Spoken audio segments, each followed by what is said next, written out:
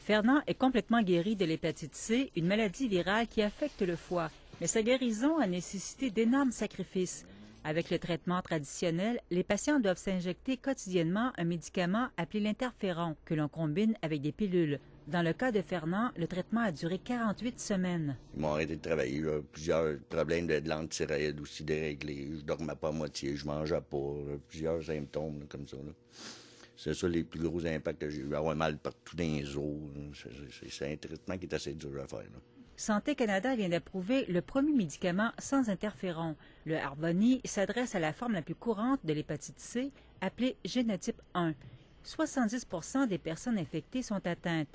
Pour la microbiologiste Marie-Louise Vachon, il s'agit d'une avancée importante. On a enlevé le traitement qui donne le plus d'effets secondaires, l'interféron.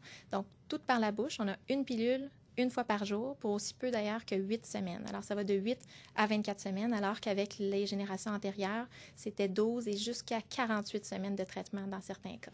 Le médicament présente aussi des taux d'efficacité supérieurs, allant jusqu'à 95%, alors que le traitement traditionnel varie autour de 80-90%. Toutes les catégories de patients répondent bien à ce traitement-là dans les études.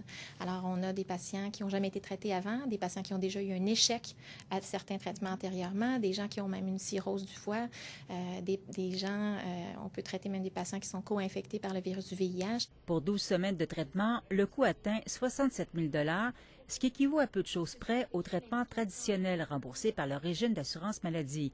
On estime qu'1% de la population est infectée par le virus qui se transmet par le sang. Ici Nicole Germain, Radio-Canada, Québec.